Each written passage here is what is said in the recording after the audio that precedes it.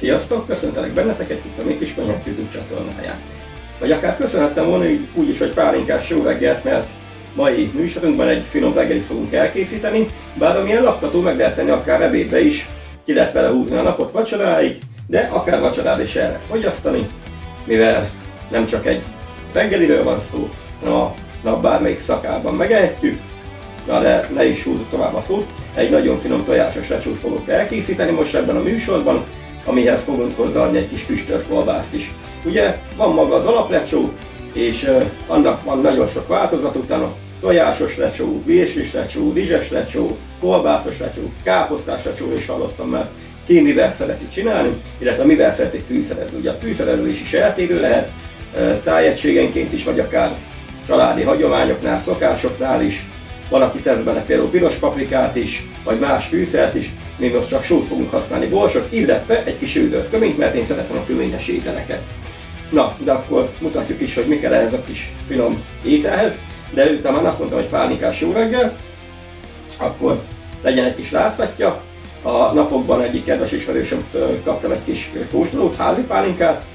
Irén, nagyon szépen köszönöm, kedves egészségetekre, és igen, nagyon finom a pálinka, már megkóstoltam azért így a műsor előtt.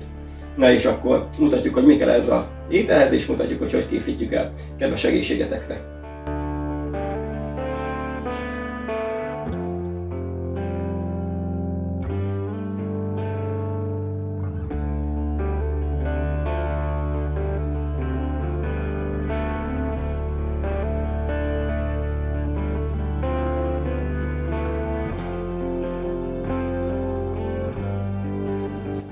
Miután megismertük a hozzávalókat, neki is álltunk előkészülni ennek a kis finom ételnek. Ugye láthattátok, hogy zsiradék gyanánt most sertészsírt fogunk használni, de aki gondolja, nyugodtan használhat akár füstölt szalamnát is, az is fel tudja dobni az ételt, és nagyon finom lesz tőle.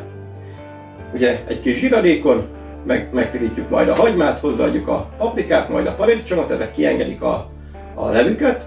Vizet általában nem is nagyon szoktak használni, kivéve akkor csak, hogyha nem elég rédús a zöldség. És utána hozzáadjuk a végén a kolbászt, fűszerezzünk előtte, és kész is vagyunk a lecsóval. És a legvégén ezt a pár darab tojást felverjük, és akkor ráütjük az egészre. Na, de nagyon előre szaladtam megint.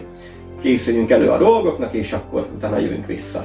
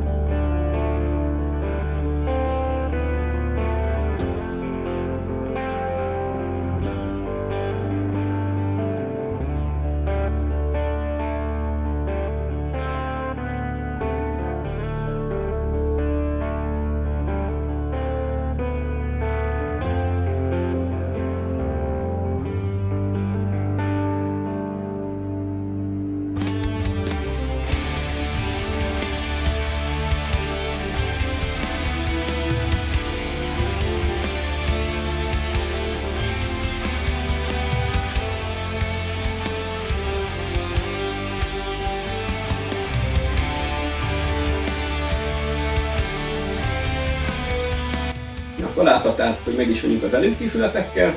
Ugye itt a hagymát most nem apróra vágtuk, hanem csak félbe, és úgy felkarikáztam. Illetve a paprikát is, az egyiket úgy csináltam, hogy kis kockákra, a másikat meg úgy, mint a hagymánál, hogy csak félbe vágtam, és utána felkarikáztam. Mindenki eldönti magának, melyik a szimpatikus, az ízén nem fog változtatni. És akkor meg is vagyunk az előkészületekkel, ugye a paradicsomot is kisebb kockákra vágtam. Szépen kiengedi majd a levét, és ugye a levével együtt öntjük majd hozzá persze a lecsóhoz. Na, akkor kezdjük úgy, hogy a zsírt megolvasztjuk, jöhet hozzá a hagyma, kicsit megpirítjük, utána jöhet a fokhagyma, majd a paprika, paradicsom, és ha ezekkel meg vagyunk, utána jövünk vissza.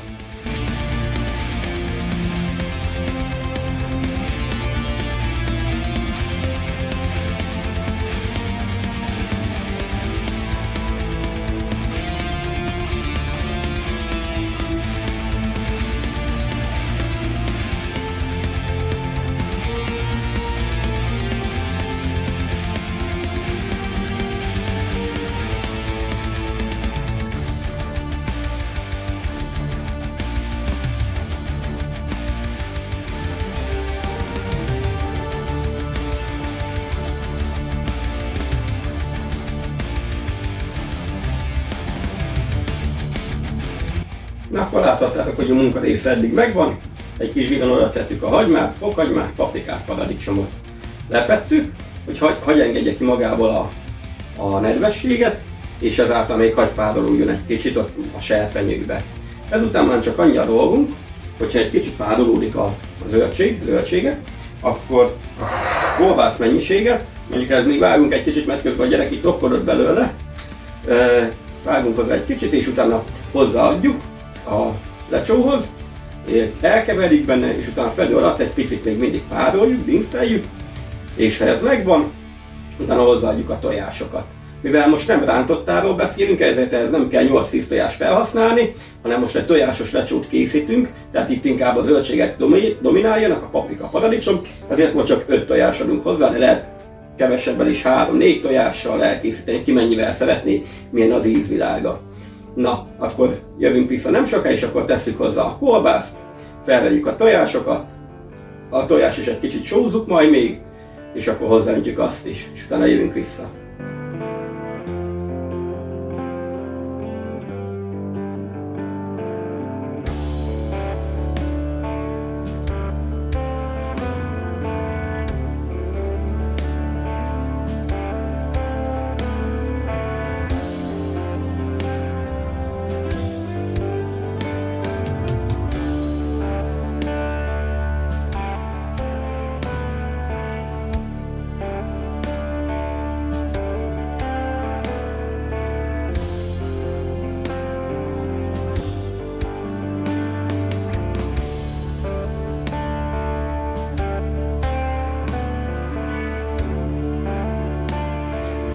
Na, akkor láthattátok, hogy felvettük a tojásokat, megsúztuk, a paradicsom, paprika, hagyma kiengedte a nedvesség tartalmát, egy csepp vizet nem öntöttünk hozzá, és elég rédús így is. Ezután már csak annyi, hogy a tojást hozzáadjuk, összekeverjük, és utána lehet tálalni. Csináljuk meg, és jövünk vissza.